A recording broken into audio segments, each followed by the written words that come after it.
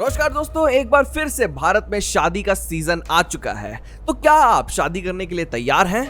एक सर्वे के अनुसार अगर मैं देखूं तो आप में से 4 लोगों में से एक आदमी इस सवाल का जवाब ना देने वाला है। लेकिन ऐसा क्यों हो रहा है? भारत तो अपने लैविश वेडिंग्स के लिए जाना जाता है। लोग करोड़ों रुपए शादी में लगाते हैं, भले ही वो लोन लेकर ही क्यों ना हो। भारत में जितना भी लोन लिया जाता है उसमें से 20% लोन सिर्फ और सिर्फ शादी के लिए लिया जाता है। आप आज भारत में देखते होंगे कैसे अलग अलग शादियों में, अलग अलग फंक्शंस में लाखों करोड़ों लोगों को बुलाया जाता है और उन्हें बैठाकर खाना खिलाया जाता है। लेकिन क्या आपको पता है, भारत में एक समय एक ऐसा समय भी था जब एक शादी में 25 लोगों से ज्यादा लोगों को बुलाना अलाउड ही नहीं था। लेकिन फिर आज यही शादी का मार्केट भारत में 5 लाख करोड़ से भी ज्यादा का मार्केट है। और वैसे टेक्निकली भारत में इसी मैरिज मार्केट को एक रिसेशन प्रूफ मार्केट भी बताया जाता है। आप देखेंगे भारत में ऐसी कई सारी कंपनीज है जो कि सिर्फ और सिर्फ शादी को फोकस करके बनाई गई है, जैसे कि शादी.com ही ले लीजिए। अनुपम मित्तल की फाउंडेड ये कंपनी आज 2500 करोड़ से भी ज्यादा वर्थ है मार्केट में और आज तक 50 लाख शादी से भी ज्यादा को फैसिलिटेट कर चुकी है।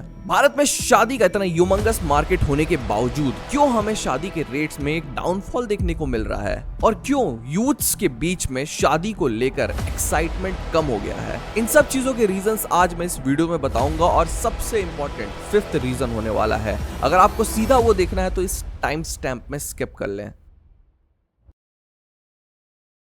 दोस्तों, वैसे तो भारत में मैक्सिमम लोग हिंदू से रहते हैं और हिंदू धर्म में मैरिज को बहुत ही ज्यादा इंपॉर्टेंस दिया गया है। अगर हम लोग हिंदू वेदों की बात माने तो एक मनुष्य के जीवन को 4 भागों में विभाजित किया गया है: ब्रह्मचार्य, गृहस्थ, वंशप्रस्थ, संन्यास। 1 से लेकर 25 साल तक ब्रह्मचार्य उम्र होती है और उसके बाद आता है गृहस्थ का समय, जिसमें एक लड़का और एक लड़की शादी करके एक घर में रहते हैं। हिंदू धर्म में शादी को इंपॉर्टेंस इसीलिए भी दिया जाता है क्योंकि हिंदू धर्म की प्रैक्टिस अपने ऑफस्प्रिंग्स के साथ करना प्योर माना जाता है। और हिंदू धर्म ही क्यों, बाकी सारे धर्मों में भी मैरिज को बहुत ही ज्यादा इंपॉर्टेंस दिया गया है और सेलिब्रेट भी किया जाता है भारत में। लेकिन पिछले कुछ सालों में इसी मैरिज रेट में हमें बहुत ही ज्यादा गिरावट देखने को मिली है, जिसका सबसे पहला रीजन है बॉलीवुड के बारे में बात करने से पहले मैं आपको उस समय की याद दिलाना चाहता हूं जिस समय भारत में 25 लोगों से ज्यादा लोगों को एक शादी में बुलाना अलाउड ही नहीं था। हुआ यह था कि 1955 में भारत में एसेंशियल कमोडिटी एक्ट को पास कर दिया गया था। यह इसीलिए हुआ था क्योंकि भारत में कमोडिटीज यानी कि खाने की चीजों की बहुत ही ज्यादा कमी हो रही थी।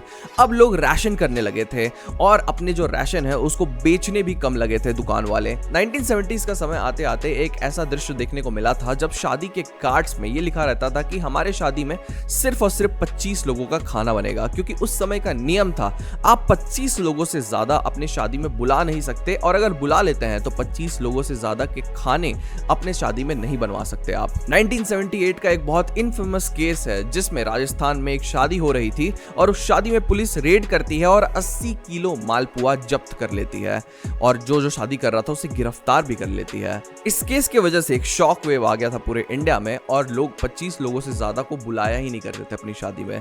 लेकिन फिर 1991 का समय आता है, भारत में एलपीजी लागू होता है, ग्रीन रेवोल्यूशन आता है और उसके बाद भारत में सब कुछ सही हो जाता है। इसी समय के बाद 1994 आता है जब बॉलीवुड में एक बहुत ही फेमस मूवी रिलीज होती है, हम आपके हैं कौन। ये मूवी एक ब्लॉकबस्टर है, 200 करोड़ क्रॉस करने वाली ये बॉलीवुड की पहली मूवी है और इसी मूवी के बाद से मैरिज का पूरा सीन बदल चुका था भारत में। इस मूवी में टोटल 15 गाने थे और वो 15 गाने मैरिज के अलग अलग रिचुअल को ग्लोरीफाई कर रहे थे और इससे पहले किसी भी मूवी में ऐसे ग्लोरीफाई नहीं किया गया था हिंदू मैरिज को। शादी को एक इनक्रेडिबल सेलिब्रेशन जैसा दिखाया जा रहा था और इसी चीज को कई सारे लोग फॉलो करने लग रहे थे। समय आगे बढ़ता है और बॉलीवुड के सेलिब्रिटीज से लेकर बिजनेसमैन इन सारे रिचुअल्स को फॉलो करने लगते हैं। गाना और ये बजाना और ये कोरियोग्राफर्स को बुला के डांस करना, फेक सेलिब्रेशंस, ये सब करवाने लगते हैं सिर्फ और सिर्फ अपना सोशल स्टेटस दिखाने के लिए और इसी सब को कॉपी करती है हमारी देश की आम जनता।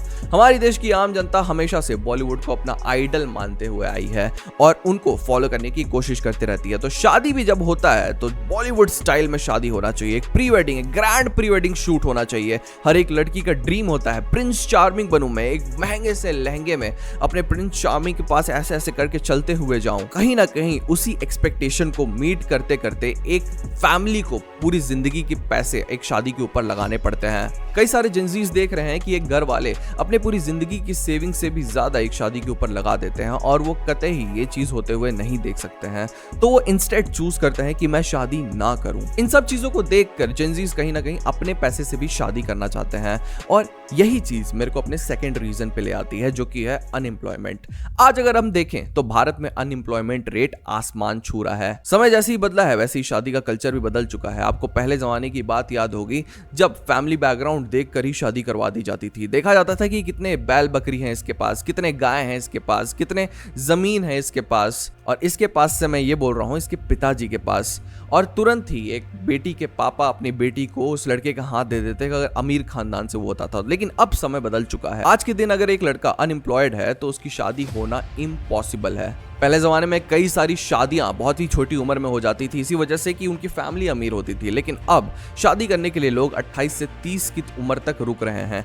कई सारे लड़के जो होते हैं वो बहुत ही ज्यादा एम्बिशियस होते हैं, कई सारी लड़कियां भी बहुत ज्यादा एम्बिशियस होती है। लेकिन लड़के जो होते हैं वो अपनी फैमिली की जितनी जरूरतें हैं उसे पहले पूरा करना चाहते हैं, इकोनॉमिकली स्टेबल होना चाहते हैं, फाइनेंशियली स्टेबल होना चाहते हैं और उसके बाद शादी करना चाहते हैं। यही चीज करते करते कई सारे लड़कों की उम्र 30-35 साल तक पहुंच जाती है, जिसके बाद शादी करने का उनको बिल्कुल भी मन नहीं करता है। अगर हम लोग एक सर्वे की माने तो एक आदमी अगर एक महीने में 10,000 रुपए से कम कमाता है तो वो 60% लोग मना कर देंगे शादी करने से, और अगर वहीं पे 60,000 से वो आदमी ज्यादा कमाता है पर मंथ तो वो तुरंत ही शादी के लिए हाँ कर देगा।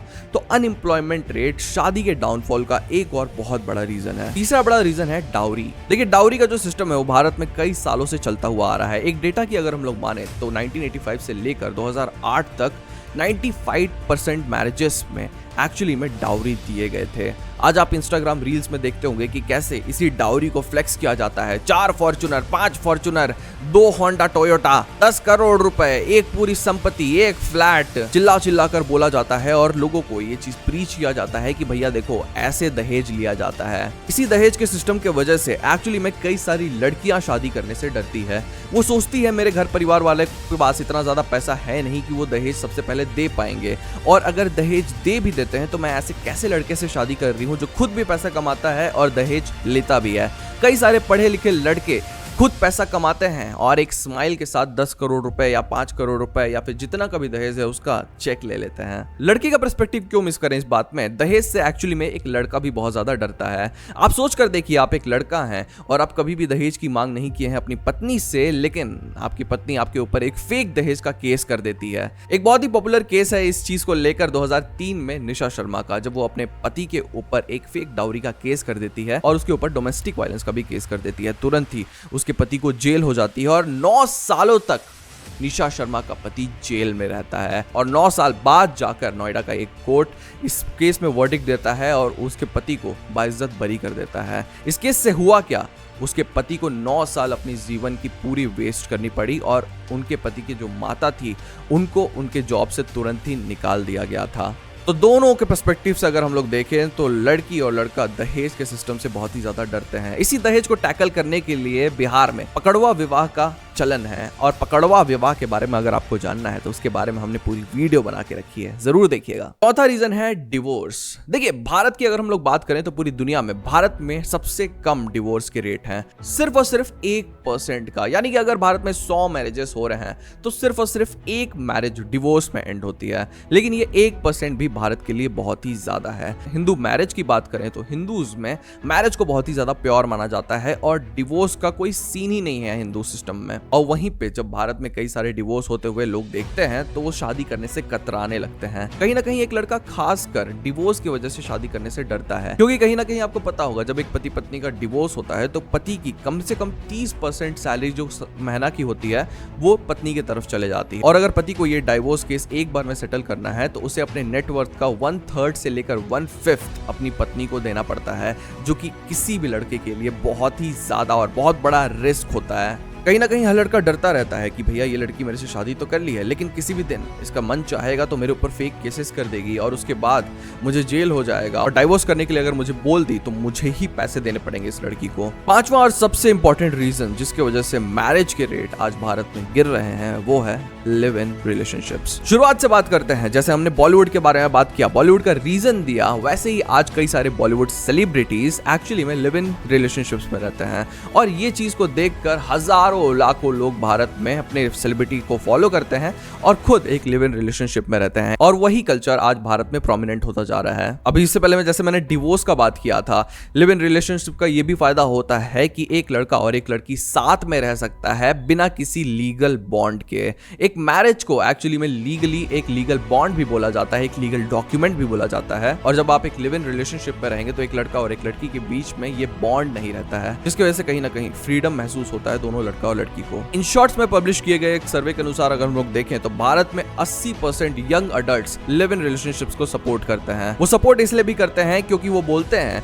कि मैं जब एक लिव इन में रहूंगी एक लड़का या फिर एक लड़की के साथ, तो उसको अच्छे से समझ पाऊंगी, उसकी कमी क्या है, उसकी जो बुराइयां हैं उसे अच्छे से मैं देख पाऊंगी, और मैं एक फाइनल डिसीजन बना पाऊंगा कि मैं इसके साथ रहना चाहता हूं या नहीं। आज भारत में लिव इन रिलेशनशिप्स बहुत ही ज्यादा कॉमन हो गया है, और इसके कॉमन बनाने के पीछे भारत के लीगल सिस्टम भी है। जो डोमेस्टिक वायलेंस एक्ट है उसमें बदलाव किया गया था, और लिव इन रिलेशनशिप्स में जब डोमेस्टिक वायलेंस होगा उसे भी इस एक्ट में डाल दिया गया था, जिसकी वजह से कई सारे लड़कियों को एक सिक्योरिटी फील हुई थी और वो लड़कों के साथ तुरंत ही मूव करना शुरू कर दी थी। आज इसी लिव इन कल्चर की वजह से कहीं ना कहीं शादी का रेट बहुत ही तेजी से डिक्लाइन हो रहा है, क्योंकि हमारे देश यूएस को भी बहुत रिलीजियसली फॉलो करता है, और वहां पे कई सारे लोग लिव इन रिलेशनशिप्स में रहते हैं, और वहां पे लिव इन में रहते रहते वो बच्चे भी करते हैं। देखिए, कंक्लूजन में मैं सिर्फ इतना बोलना चाहूंगा कि आज भारत में मैरिज के रेट बहुत ही तेजी से डिक्लाइन हो रहे हैं, और मैंने आपको बता दिया किन सारे रीजंस की वजह से हो रहे हैं। लेकिन एक और इंपॉर्टेंट रीजन मैं आपको बताना चाहूंगा, वो है सोसाइटल एक्सपेक्टेशन।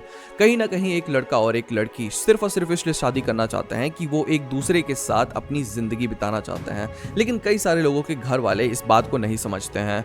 ये जो शादी का कल्चर है आज वो एक सोशल स्टेटस दिखाने का कल्चर बन चुका है, और इसी सोसाइटल एक्सपेक्टेशन को पूरा करते करते कई सारे लोग अपना बैंक बैलेंस शादी में पूरा लगा देते हैं, जो चीज एक लड़का और एक लड़की जो यंग होते हैं वो कभी भी होते हुए नहीं देखना चाहते हैं। हर माता और हर पिताजी अपने बच्चे की शादी एक बहुत ही ग्रैंड तरीके से करवाना चाहते हैं, और क्यों करवाना चाहते हैं? क्योंकि सोसाइटी में उनका एक स्टेटस मेंटेन होकर रहे, उनके जो दोस्त आए इन शादी में वो देखकर बोले कि भैया वाह क्या शादी करवाए थे शर्मा जी। आज कहीं ना कहीं इसी सोसाइटल एक्सपेक्टेशन के कल्चर को भारत में खत्म होने की जरूरत है, और लोगों को ये बात समझने की जरूरत है कि ये शादी एक बहुत ही इंटीमेट चीज होनी चाहिए। कम लोग आए लेकिन घर के लोग आए, खुशी से शादी हो और पैसा भी कम खर्च हो। वेल, आप क्या सोचते हैं? अगर आप शादी करना चाहते हैं तो ऑल द बेस्ट, और अगर आप शादी नहीं करना चाहते हैं तो क्या रीजन है जिसकी वजह से आप शादी नहीं करना चाहते हैं? हमें कमेंट सेक्शन में जरूर बताइएगा। और देखिए, हम ऐसी वीडियोस बनाते रहते हैं, तो हमारे चैनल को सब्सक्राइब करके जाना मत भूलिएगा। आज की वीडियो में बस इतना ही, मिलते हैं अगले वीडियो में।